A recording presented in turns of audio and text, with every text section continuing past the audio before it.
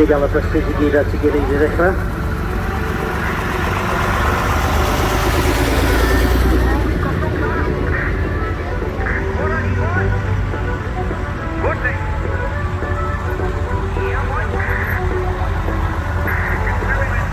Ond maen nhw'n licio mynd rownd y cylch gymaint, mae'n anodd cael nhw. These lads, they enjoy driving their vehicles so much, it's very difficult to tempt them to the middle. But we'll see if we can do that now.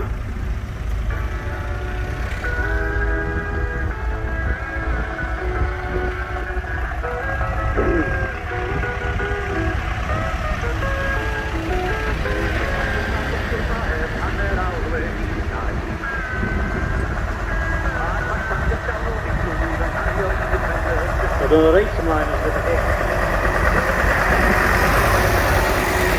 O, na chi.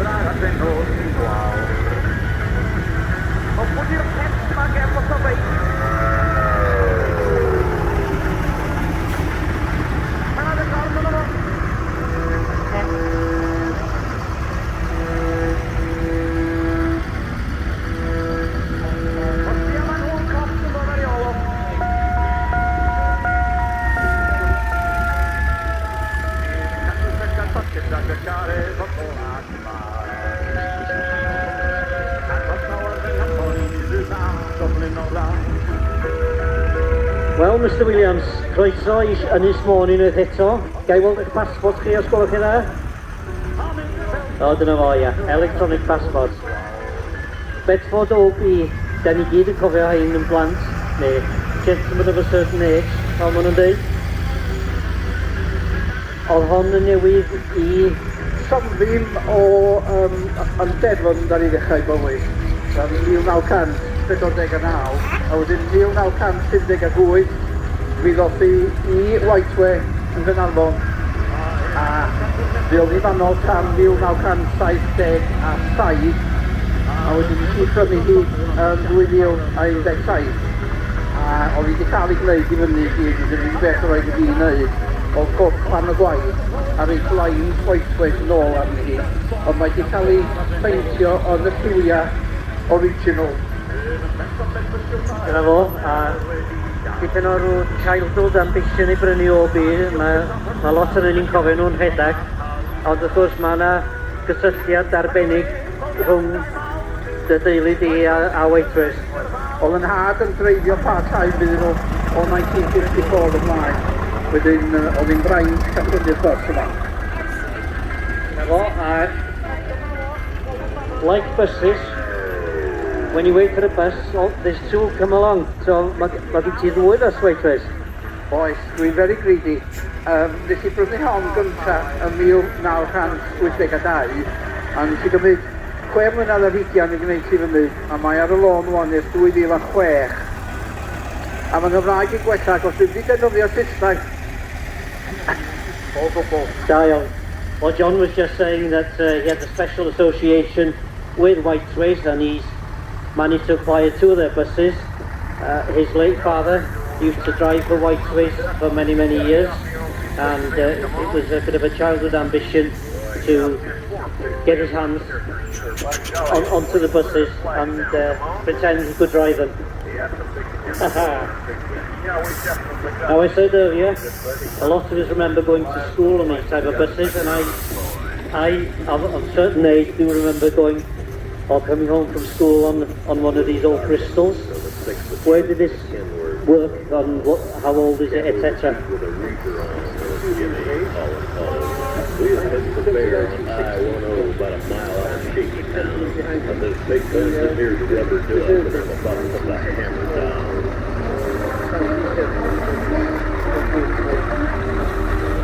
Yeah, my recollection from them, they were very, very noisy buses. Very noisy, yes, yeah. Yeah, the engine here, and it's what size is the engine? 4-cylinder or 6? It's 3.8 litres. So they get up any road, but very, very slow. Yes, I remember. And is the gearbox configuration a bit strange on By the it? time we got Yeah, it, I remember that. I was only about 8 or 10, but I still remember that bit. Cruise relief and them bears is wall to wall. Yeah, them smokies as thick as bugs on a plumber. They even had a bear in the air. Right. I've been calling We'll have to go through that again. I think. But, yeah, the gearbox is a little bit different. So like, yeah, back to front. Yeah, yeah. Come on. A lot of us remember the Crossfield buses in and around Anglesey and Carnarvonshire. Y bus Silverstar, dwi wedi gweld lluniau on, ond dwi wedi gweld ti o blaen. So, ti'n gwybod rhywbeth o'i hanes i? 1992, prif purchase then it started to do. We newydd i Silverstar. Well, we rolled up Interstate 44 like a rocket sled on rails. We tore up all of our swivel sheets, left them sitting on the scale. By the time we hit that with a little Ford 700 weight pound, and this belongs to this gentleman, Mr. John Appleton. Can you tell me a little bit about this, John? What the history from it when it was new, and when it was new, it was delivered to an island in Scotland. It had to take by boat, so it was only used on an island in Scotland. Barclays Line. And then I'm not sure exactly what happened between and then I bought it in a heck of a state, a lot worse than I thought when I started, but it's on the road now. Well, it's a real credit to you. I've got happy memories of going to the pictures as a boy with a friend of mine when he first started driving in a little 700 weight van like that. Now we move on to this lovely AEC owned by Mr. Brian Davey from the Wirral. I don't think you'll find anywhere a better restoration than this, and I'll ask Brian to tell you a little bit about it. Well, it all started many years ago in about 1964, and I used to drive the thing for a chap who meal deliveries to farms, local farms in Bibby Mills, Liverpool. It was changed hands several times, went to dereliction, and I rediscovered her about 1983, 84. Built a shed on the farm to keep it in, out of the weather. It was a total wreck at the time. It took me about 15 years to save up the money to do the restoration. When that happened, I started a 10-year project. From 1997 to 2007, I spent in the shed working on fancy. Totally everything I've done myself apart from sign writing. It's a real credit to you, Brian, and as I say, I don't think you'll find a commercial vehicle of that age restored to that standard. For a little TK Bedford, Mr. Gavin. Hello, Gavin. Tell me a little bit about this lovely, is it a 220 or is it a petrol? Petrol. It's a petrol V6, 1973. I've gone back to my childhood. I was brought up with these, my father, my brother, with these on the island. So I found this one and we started a bit of work on it, and looking forward to it. Thank you. But it's lovely, and these are great little workhorses for delivering produce, coal. We would see them around the streets, and as I say, a wonderful little workhorse. Now we move on to a Fordson. Hello. Okay, very good. A little bit about this lovely little Ford. It's 1953, it's green, carries milk, and I'm the driver. Am I right in thinking the accelerator used to be in the middle? Is it still in the middle? So some of them, the earlier ones, had an accelerator in the middle. That's lovely. Very nice indeed. Thank you. Thank you for bringing it. Now we move on to the Jeep. Hello.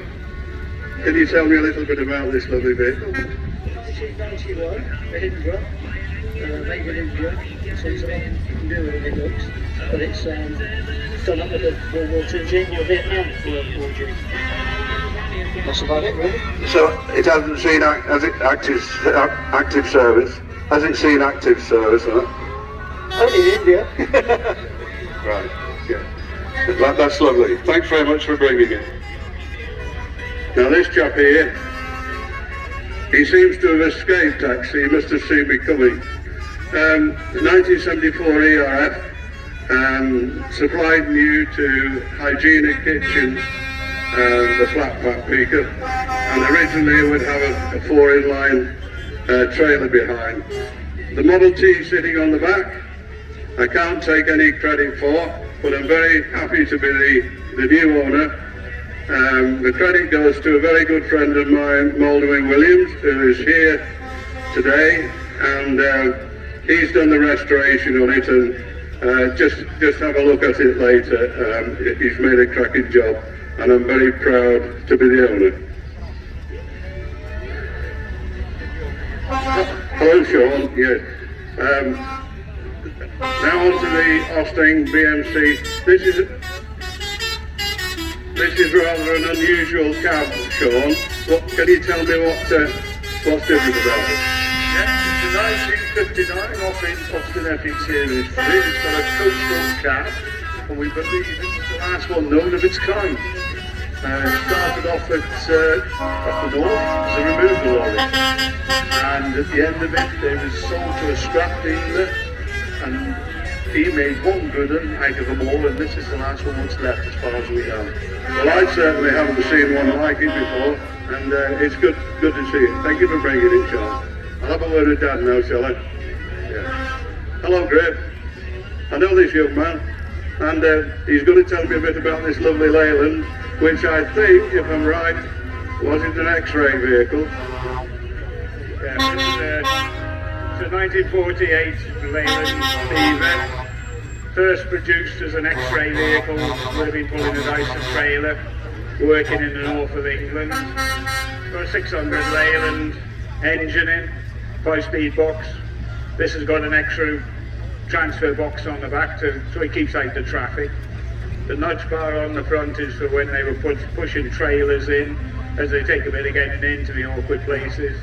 And it's got living quarters on the back and low mileage. These ministry vehicles were a real low mileage vehicle. Well, I remember these particular X-ray vehicles when I was at school. They used to come around X-raying us, and that's before we started smoking. And we would be X-rayed with one of these, in the back of one of these. So thanks, Biff, for bringing it. That's lovely. Now, Everest, a lovely Comet 2-stroke, which I know is dear to Dave's heart. Can you tell me a little bit about this, Emily? Well, not so much. I just bought it and took it out to where did it? John Bowie in Bridgnorth to do up, yeah. That's all. I haven't had it. Well, we did on it, like, we just bought it. We haven't, it's going alright. Well, it certainly sounds lovely, and there's nothing like the sound of a lovely Comet 2-stroke. I remember them, you could hear them coming in the towns from miles around. So thank you for bringing it in. And now a young man, Alan Williams, who I know fairly well. Good to see you, Alan. Lovely old Albion. Did this start life in Scotland like a lot of them did? Started down in Cambridge in 1936. Had the same driver for 25 years. It was commandeered by the army from 40 to 46 with the same driver. And then back in its general haulage. And how long have you owned it, Alan? It's about 14 years now, roughly. Sleeping accommodation in the back. This will be Albion. Would it be Albion's four-cylinder diesel? Oh, right, okay. You've got it. But now it's fitted with a 4-cylinder diesel on a 5-speed gearbox. So it'll go pretty well then. Yeah, and you've got your living accommodation in the back. So thanks for bringing it, Alan, anyway. Now we move on to the lovely Volvo.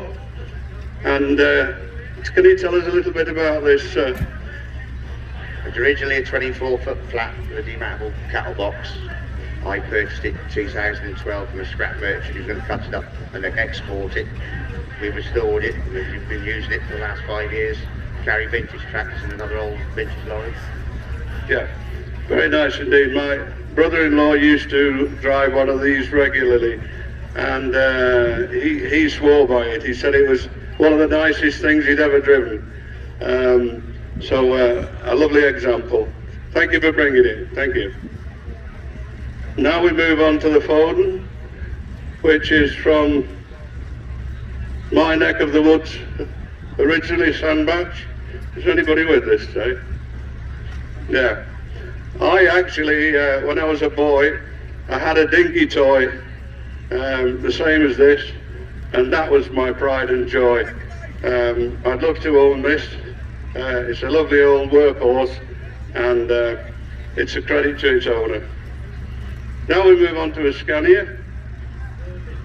Mervyn, can you tell us a little bit about this Mervyn? It's a lovely thing. Dad bought it in 1994, worked it until he retired, delivering tarmac, stone, gravel, all through North to Mid Wales. And how long have you had it restored? How long has it been restored? Just over 10 years ago they restored, got it all resprayed. So it's semi-retired now, is it? Well, it's a lovely finish on the paint job. You've done a really cracking job on it. Thank you. So, somebody... And drivers for making the effort to bring them here today. Diolch i gyd fel cefnogion a brifo tractors am ddod â nhw yma i'r sioe, a rydyn ni hefyd yn ddiolchgar i AE am AT Lewis, Ffrancfurter, am nodi'r adran yma.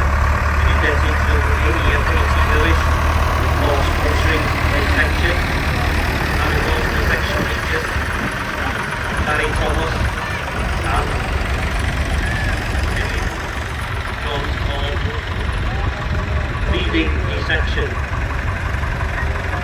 And luckily, because we're under the tractors, they have loads of people helping them out.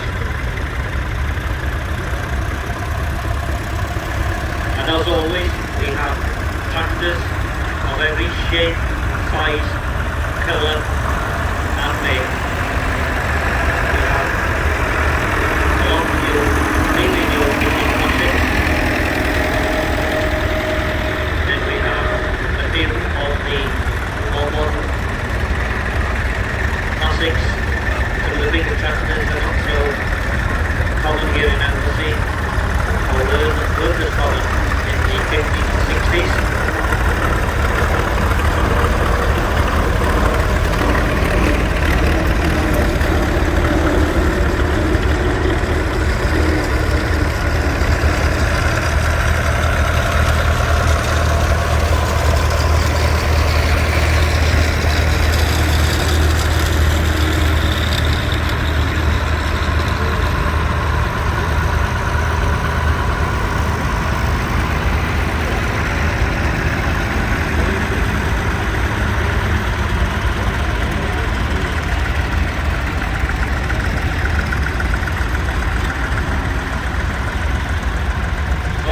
Ladies and gentlemen, we have a range of different makes of tractors here,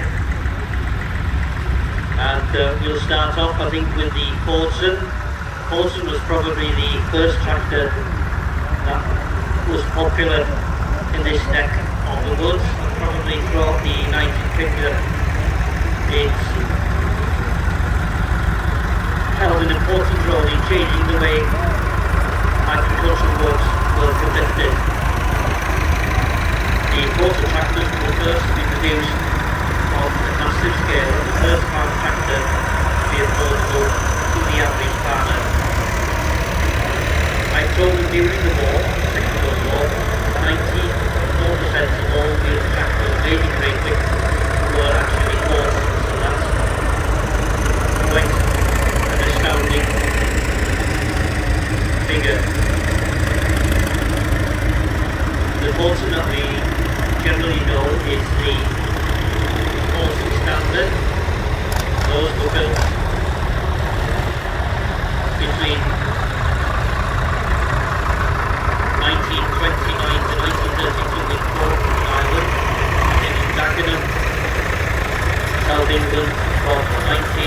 firstly to 1945, and they had a Wheeling 27 horsepower with a 27 horsepower tractor with a 4-cylinder engine. And he did go out with that from the back, and that's how I went up to the back video. And he left the back in Major E27 then, and he got a hill on the rocket, and I think shooting out the 10 corner tractor. The 14 E27 then was followed the rocket standard, produced 1945 to 1950 corner tractor. But similar to the engine, but the Pendleton tractor was the diesel varieties, mainly powered by Perkins EL4 of the P6 engines. And then the Bolton Major, the new Major as we call the E1A, produced from 1954 to 1964. A lot of these tractors are still about today, working on small bulbies. You often see them on beaches, on launching boats. Now Ford were well aware of the Ferguson tractor, and they therefore introduced Dorothy Dexter as competition to the Drake Derby. They were produced from 1957 to 1964.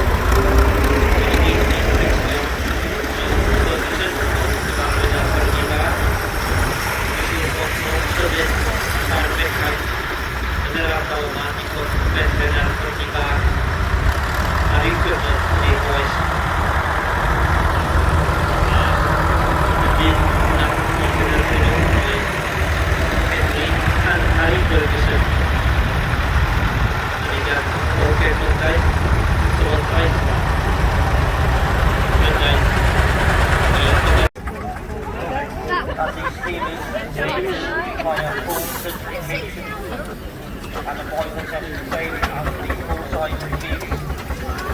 So every year they have been tested, pressure tested.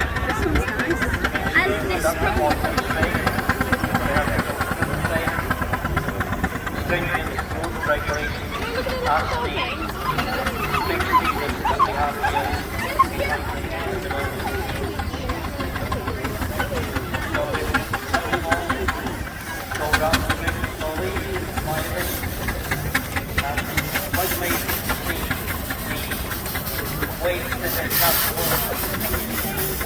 Quite a few of them on trailers carrying members of the family, the dogs and so on. And one has to come to the bottom now and see the dog. A small bottle on the trailer behind.